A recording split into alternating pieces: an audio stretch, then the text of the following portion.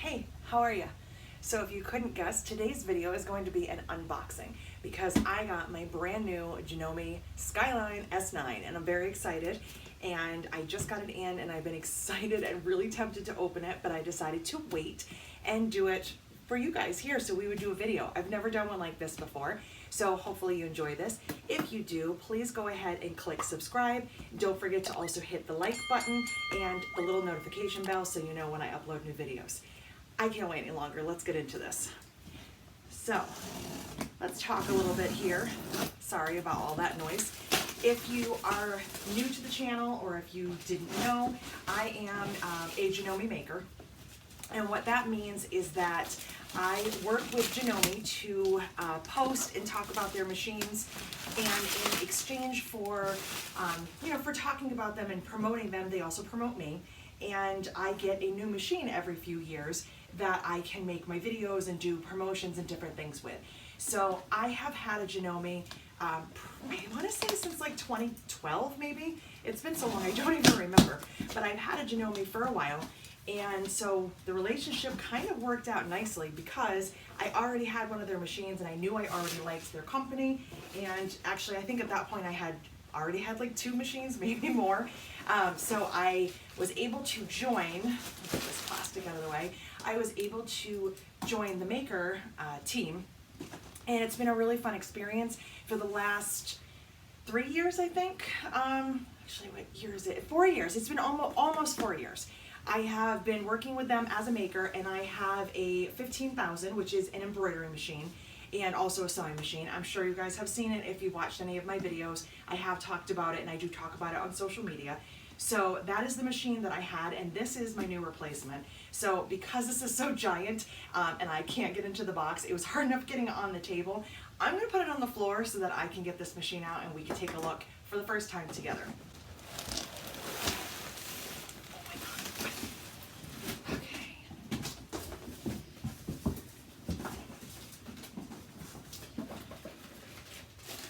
All right, first things first is an instructional DVD. That's very funny to me because I don't think I have a DVD player anymore, but that's okay, we'll make it work. And my instruction book. This is quite the instruction book. This machine is also an embroidery machine, so I assume that's why there's so many extra instructions. So, okay, and what is this? Gotta get the little things out of the way before you get to the big stuff. So, oh, this is my cover. Okay, cool. I like that. I'm just gonna throw that over there.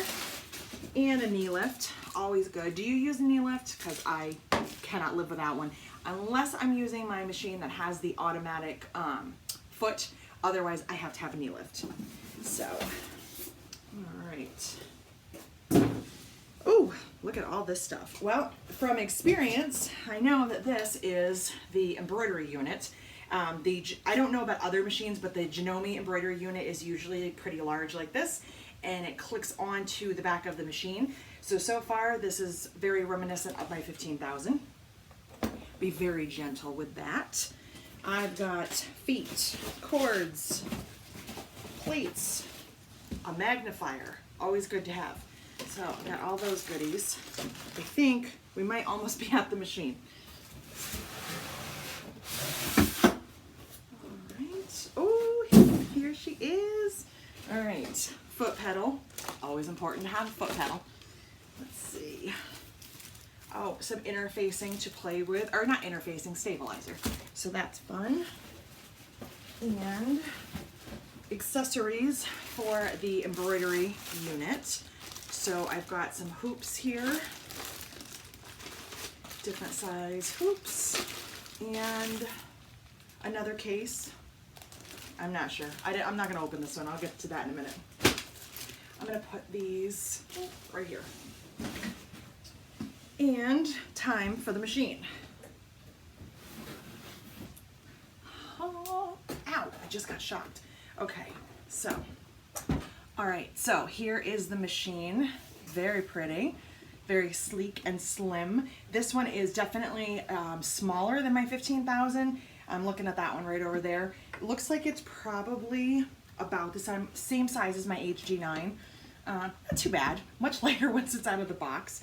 So let's go ahead And get this tape off of here. I know it's necessary, but all this stuff makes me crazy. And let's see what else we've got. All right. So I think what I'm gonna do is we're gonna look at some of the feet and the accessories, and then I'm gonna zoom the camera right in and get up close and personal, and we'll turn it on and take a look at it together. So I unboxed my machine and I opened up all of the bags of goodies and feet and everything that comes with it. So I just thought I would go through some of the accessories. This is definitely not everything, and I'm not going to get really in depth into a lot of these, but I will talk about the pieces that I use all the time. So first is the knee lift.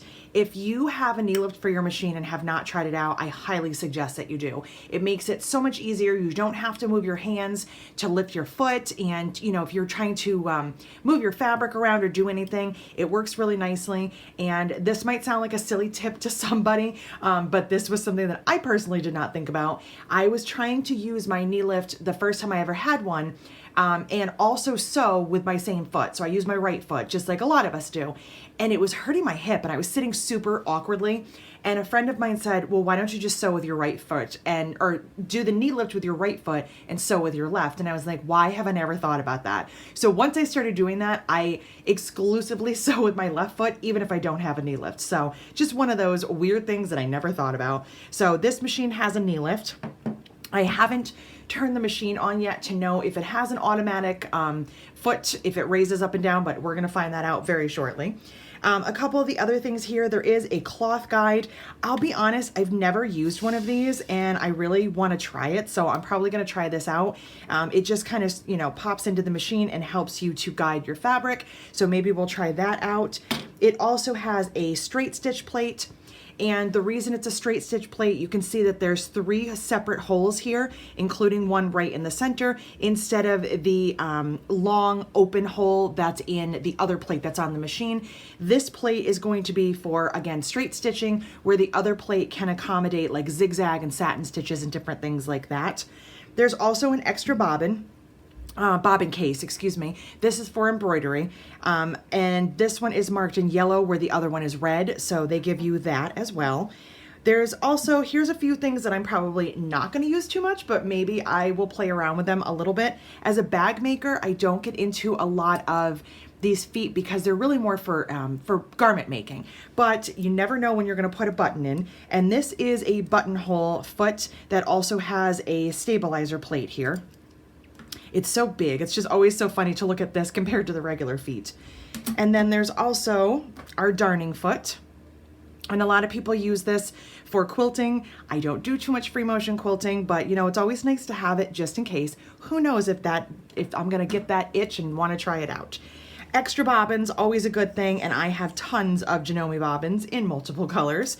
And there is a stiletto, which is great for the screen, so you don't have to use your fingers, you can use that. Let's move on to some of the feet here that I'm probably not going to use as much, and then some of the feet that I'm definitely going to use all the time. So first we have here an over edge foot. So that's our M. All right, so there's the M foot.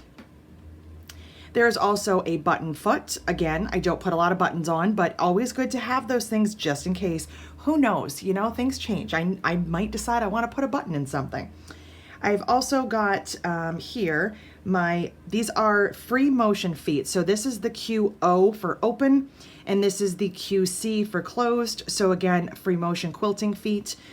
They're just so tiny. I'll put those there. And then last but not least in this group, we have D, which is a rolled hem. Now, while I don't use this foot for a rolled hem, I did use this to line up and do like 1/8 of an inch stitching back when I didn't have the foot that I really prefer. So don't be afraid to use the feet for different functions, things that work for you. And we're going to talk about that in just a second when we get to the next group of feet, because sometimes just because it's made for a rolled hem, you might find another reason for it. As long as you're not harming your machine, that's really the main thing. We're not breaking needles and doing any harm. You can use the feet for different uses and, you know, figure out what works best for you. And here is the F2. This is an open toe foot. This is great if you're doing paper piecing, or if you are doing something where you really need to see what's in here. Maybe you have a decorative stitch or you're doing a satin stitch.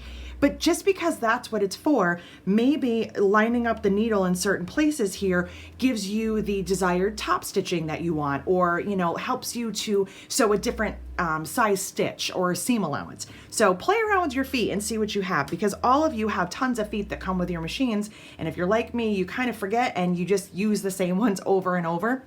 The reason that I ended up finding this foot, which this is a gem right here. This is the G foot, which is a blind hem foot. I got this with one of my machines many, many years ago, and I didn't know what a blind hem was, and I didn't know if I ever needed it, and I know it has to do with clothing, so why would I need this foot? Well, here's the great thing. I was playing around with the feet that came with my machine one day and figured out that if I move my needle all the way to the left, I can line up my handle on this little guide right here. You see that little center guide, the black part? And when I do that, I get an 1/8 inch top stitching and it keeps it straight. So am I using it for a blind hem? No, but did I find another use for it? Absolutely. So the G foot is one of my favorites. So if you have a foot like this and you're struggling with 1/8 inch top stitching, try this out. Move your needle to the left, line up under here, and I think you're gonna love it. Of course, 1/4 inch foot with a guide. This is the one that I use all the time. I am one of those people that likes to have a guide. I know a lot of people like feet that don't have the guide on either side. I like it. I just find that I feel like I'm straighter. I feel like I just do a better job sewing. So I will use this for piecing as well as top stitching because it has that guide right here. So that's the O foot. I also have my P foot, which is embroidery. This is very important when you're embroidering. This is the only foot that you're gonna want. And this foot is specially designed for the embroidery. So this one stays right with the machine just so that when I'm ready to embroider, there it is. I've also got my E, which is my zipper foot.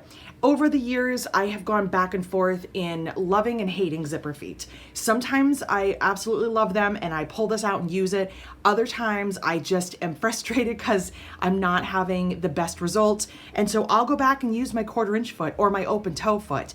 So I always have it around and it just kind of depends on my mood if I'm using it. It's kind of weird, but I don't know, maybe you guys feel that way too. And then here's another open toe foot. This one's a little bit different. This clear foot, you can see on the F versus the F2, the F has a red mark for the center. The F2, the mark is kind of back here. It might be hard for you to see.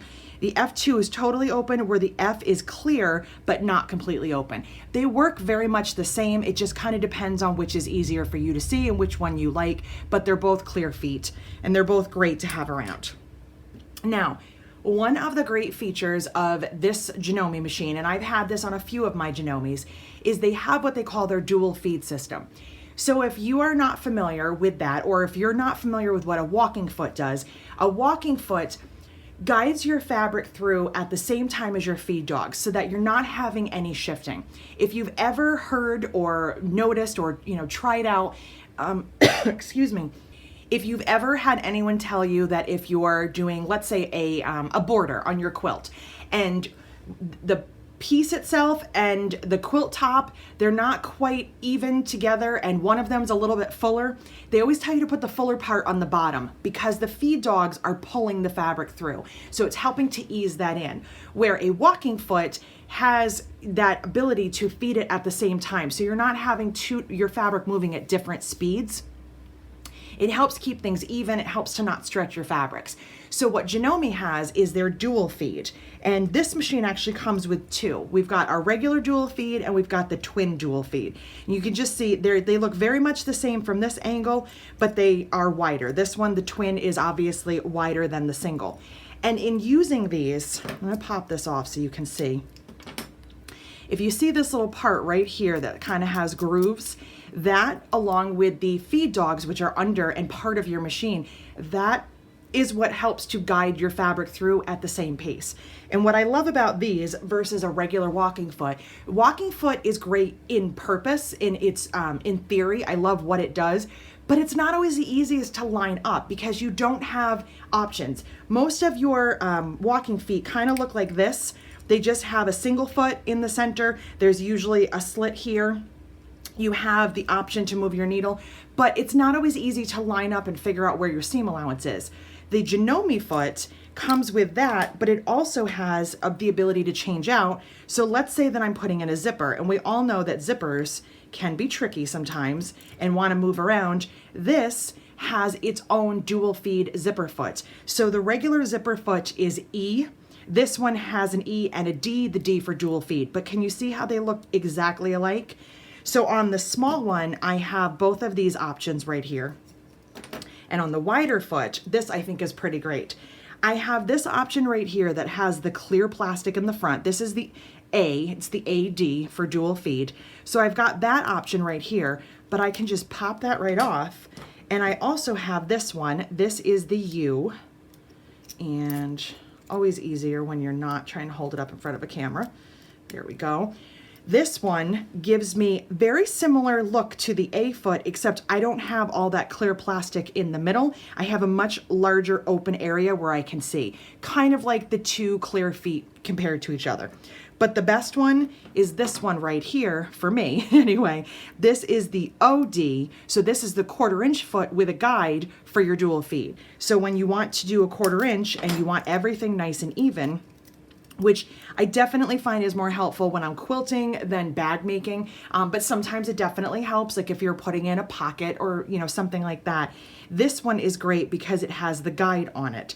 So those are some of the feet. Again, there's a ton of other feet and accessories that came with this, but these are just kind of, some of them I wanted to go over. But now I'm gonna head over to the machine, turn it on for the first time, get it going, and we're gonna kind of check it out together. So I've got my machine all unboxed. I took off all the tape and all that kind of good stuff, and I've just got it sitting here. It's ready to go. It's not plugged in yet because I wanted to show you how easy it is to put the embroidery unit on. This is the embroidery unit. This is what it looks like for this machine. So it's a little heavy, but it's, it's kind of long. I don't know what other machines, what their embroidery units look like. This is very similar to the one that I have on my 15,000. But I know that when I first got that, I was so intimidated and I had no idea how to put the embroidery unit on. And it's really not that hard, but it just felt super hard for me. So what I'm gonna do is just move this over. First thing I'm gonna do is on the back here, there's a little panel that just slides right off. So I'm just gonna take that off. And then I'm also going to pop my tray out. So this is, your standard tray that comes with the machine. I'm gonna take that out. And let me turn this around. So on the back here, this guide right here, this little metal bar, that's where this is going to attach to. And so all you're gonna do is take your embroidery unit, and you can see on the back of the embroidery unit is kind of a matching little set here. And you're just gonna start on one end and just slide it in.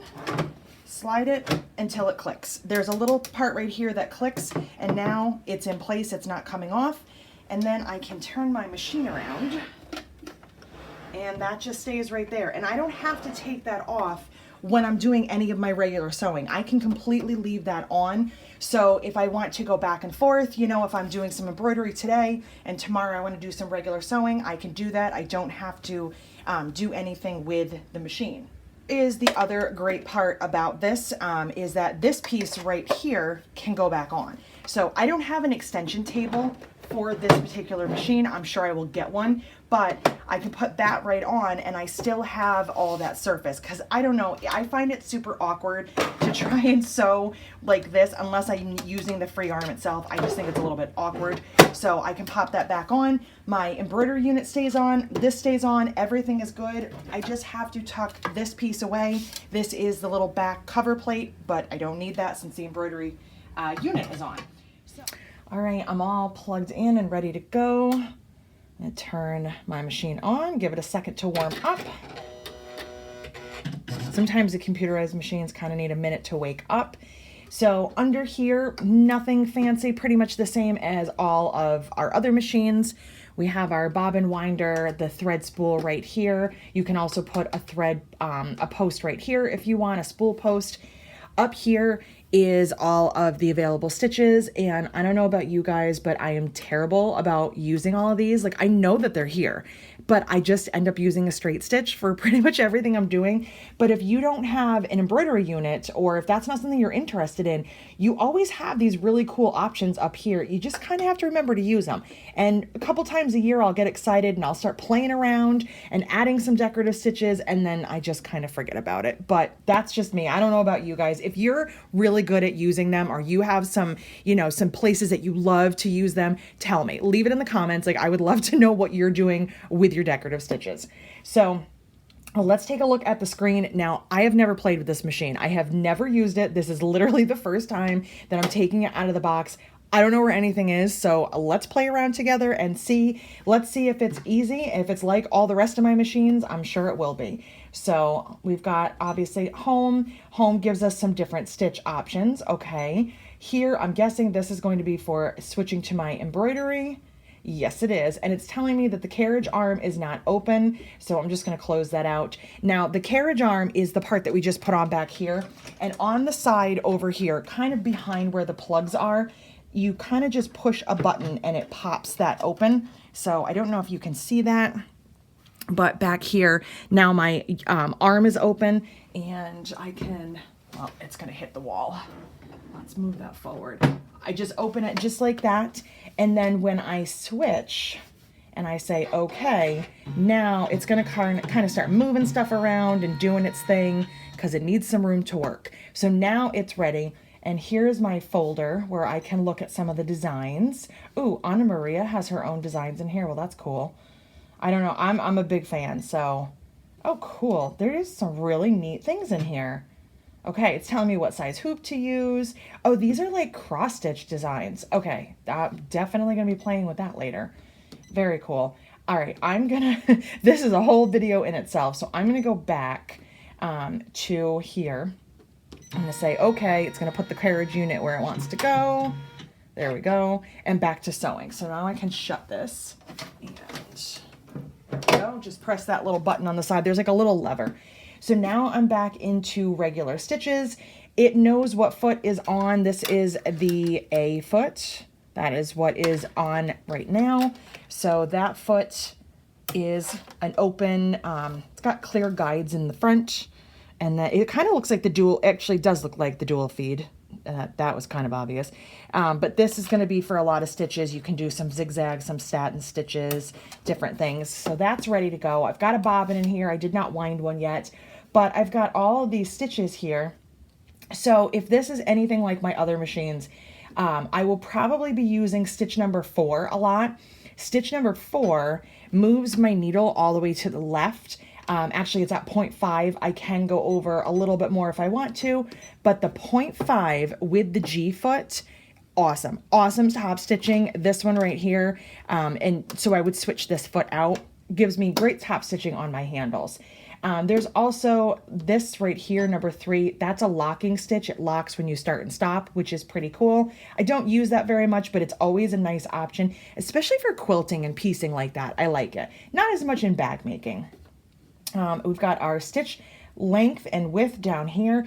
Pretty standard kind of stuff, not anything too difficult. I definitely think that I can handle this machine. It seems a little bit more simple than my 15,000, which is not a bad thing. After having experience on that one, I think this one's going to be lots of fun. What do we have here? We've got our foot down. Okay, there it puts our foot down. And what is this? I think this is going to lift it when I'm done stitching. So we're going to find that out. I'm going to wind a bobbin and get this all set.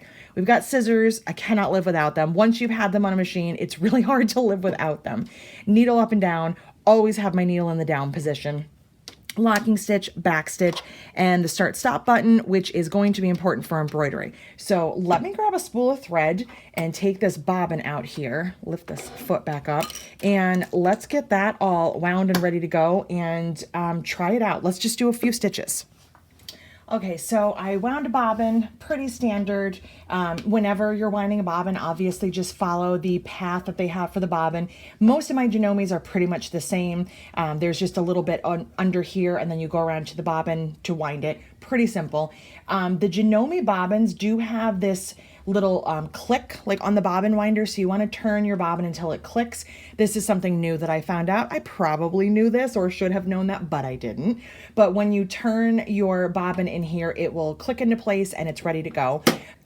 So with every new machine is a new needle threader, and I played around with this one for a few minutes and I actually got it quicker than I usually do. Some of them, I don't know, I cannot wrap my brain around. But if you have the option to have a needle threader and you can use it, you might as well, right? I mean, I can still thread a needle, but if I can let the machine help me, I might as well do that. So I followed the thread path. I have my thread down here. It's in the last little hook. And you can see that 7 kind of is telling me to go up and over because the thread cutter is over here. So this is kind of similar to the way the 15,000 does it. So I'm kind of used to that. So what I'm going to do is pull this, and there's a little guide back here that you can't see. It's kind of like a little V shape to grab it. I have my thread in there. I'm going over that, and I come back here and put that into the thread cutter. And it's kind of tight, and that's what you want. And then when you push this down, it goes like that and it's threaded. So that's pretty cool. And I pull my bobbin thread up here. All right, bobbin thread is up. So let's change this foot out to my old tried and true, the G foot. And let's see how it stitches. I'm going to put it on stitch number 4 because that's what I would normally do, which just moved it way over to the left. I'm at 0.5. I could go to 0 if I wanted, but I'm going to try it at 0.5 and see. And I have this big long handle here that I had prepped for another video. So since it's just sitting here, yeah. Oh wait, here we go. I didn't want that whole thing. Since I've got this little strip here, let's see how this goes. So I'm gonna drop my foot and put my needle down like I always do. And then I'm going to use this button right here because I'm going to assume, and we'll see if I'm right, that when I stop stitching, it lifts my foot. So it automatically pivots the foot. So because of that, I probably won't use my knee lift because I don't really need it with this machine, but I may use it anyway. One thing I do want to do, even though this is just a practice, is I'm going to increase my stitch length. I can't talk today. And I'm also sitting completely sideways, so I'm not really seeing what's happening, but we're going to see. So I'm just going to stitch a little bit here. It's nice to hear all the sounds and see how the machine works. Some of them, you know, kind of take an extra stitch or pause when you use scissors or different things. So it's nice to kind of see how that works. This is great stitching. It's hard for you to see. I picked a beige, but let's see. We'll do the other side. Oh, there's nothing better. Nothing better than that new machine, minimal sound. It's clean. I just love it. So there's my stitching. I think it looks pretty good. Let's switch to the 1/4 inch foot because this is always the trick. Where is the 1/4 inch stitch? And what's going to line this up for me? Now, I'm going to be real careful. My foot is not near the pedal because if I put it down, that needle is going to hit that right there. So I've got my 1/4 inch foot on here. I am just going to kind of play here and find the 1/4 inch foot. If I look at my top here, it says that under my quilting stitches, I do have a 1/4 inch. My number 2 stitch is supposed to be a 1/4 inch. So let's see how that goes. Let's move to here, quilt, and let's try a number 2 with my 1/4 inch foot. Let's see what happens. All right, I'm not putting my foot down because it does it itself. Oh, and that is a tiny stitch. Let's move that up. Let's go to like 3.5. Okay. Alrighty. Let's see. It looks pretty good. It looks a little wide. It's a little bit wide for me. Let me measure this real quick. Got my ruler here. It's definitely a smidge on the wide side, but with any 1/4 inch foot, can I move this over? Yes, I can. Let's try. Okay, so this is a 9mm machine, so 9 is as far over as it's gonna go. Let's see if I like that better.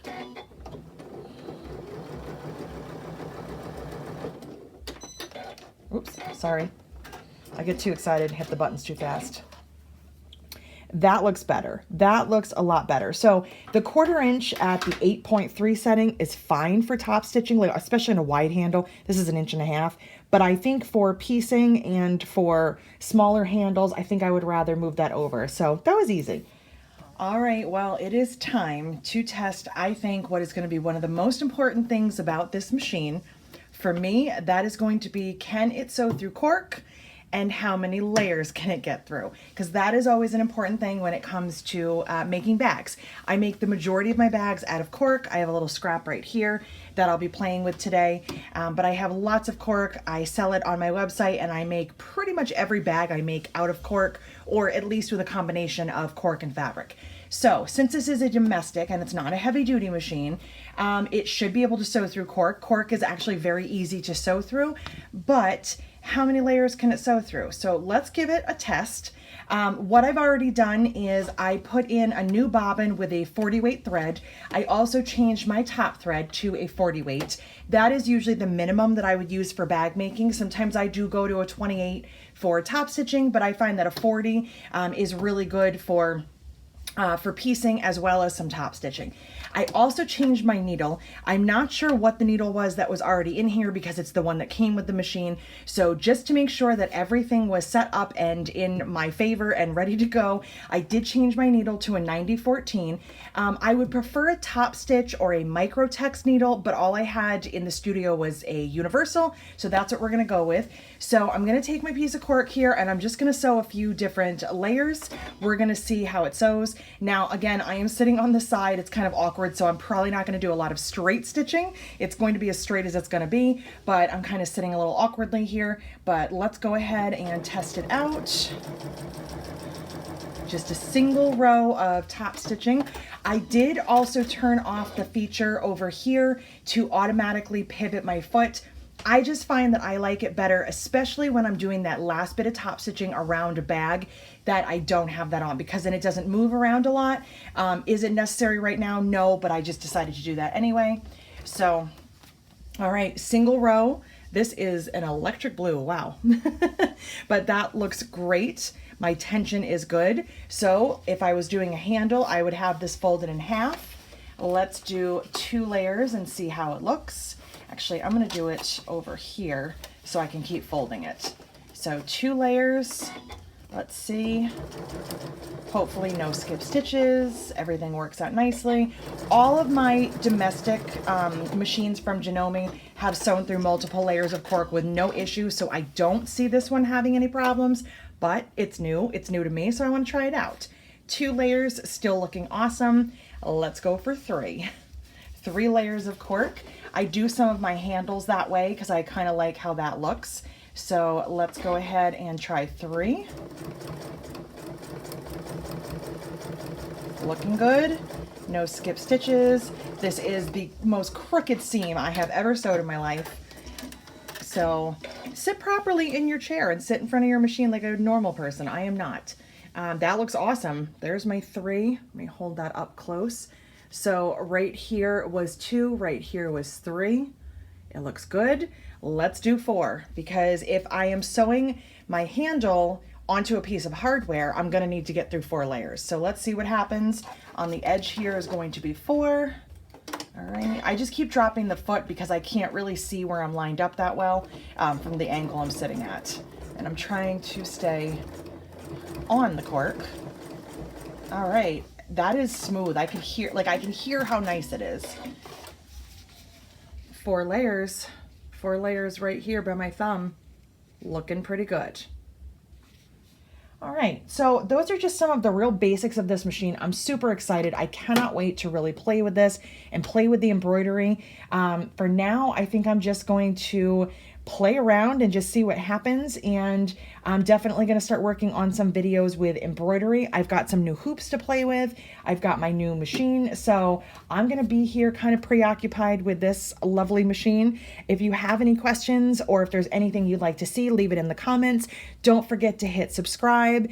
Click the little notification bell to know when I upload videos, and you can also click the thumbs up if you like this video, and I hope you do. So we'll see you again later. Bye.